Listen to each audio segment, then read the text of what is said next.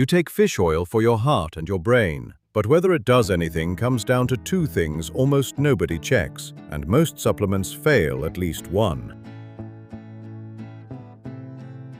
This isn't really about a supplement. It's about how fast your heart and brain age. Omega-3 on the label hides three different molecules. EPA and DHA from fish and algae do the work in your body. ALA from flax, chia, walnuts is the plant one.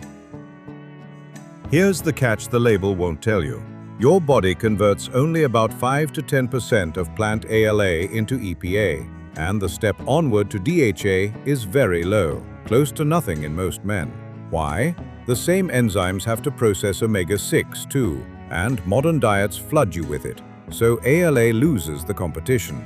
Flax is fine food. It is not a fish oil replacement. And EPA and DHA aren't interchangeable either. EPA calms inflammation and does most of the heart work. DHA is structural. It builds your brain and your retina, and your brain is nearly 2/3 fat. A good supplement gives you both. DHA forward if the brain is your priority, and it gets worse. When one New Zealand lab checked what's actually inside the capsule, only 3 of 32 supplements matched their label. Most contained under 2/3 of the EPA and DHA they claimed. You're often paying for a dose you never get.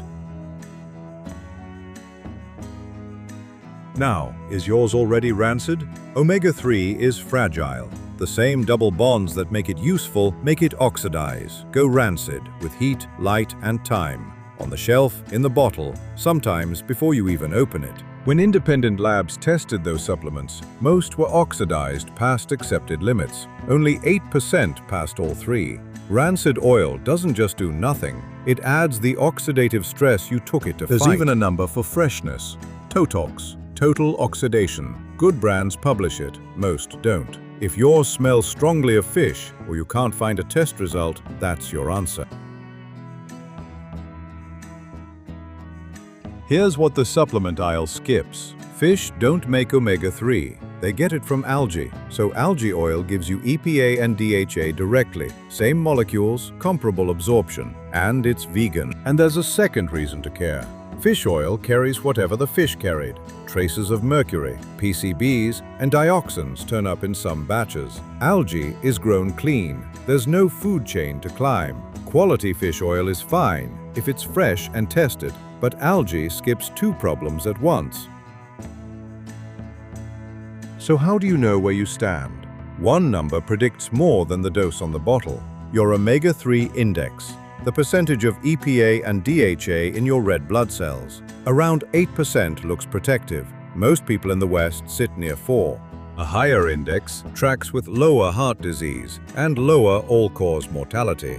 In a pooled analysis of 17 studies and 42,000 people, the highest group had 15 to 18% lower risk of death, while plant ALA showed no benefit at all. And in the Framingham cohort, a high versus low index tracked with about 5 years of life expectancy, roughly what smoking costs you. For one cheap, fixable number, that's a strong bet. Fair. Blanket trials in people already topped up show little. But in the deficient and at real doses, the signal is there, and the index tells you which camp you're in. Take the two biggest trials. Vital gave a general population 1 gram a day and found no drop in major heart events.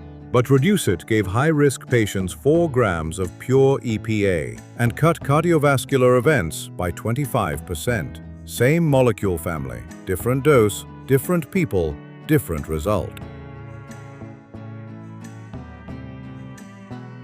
So, here's the protocol.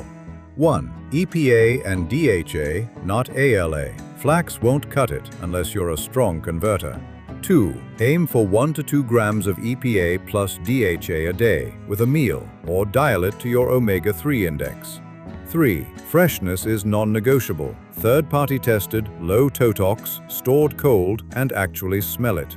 4. Algae oil is the clean default. If you want to know your number, is fine, an at-home omega-3 index test is cheap and tells you exactly where you stand and whether your supplement is even working. Everything I mention is in the description, brand agnostic, and nobody paid for it.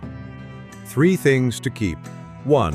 EPA and DHA do the work. ALA barely converts. 2. Rancid oil is worse than none, so check freshness. 3. Your omega-3 index beats the number on the label. Subscribe and hit the bell. We read the studies so you don't. Next, the vitamin 80% think they need, and most are wrong.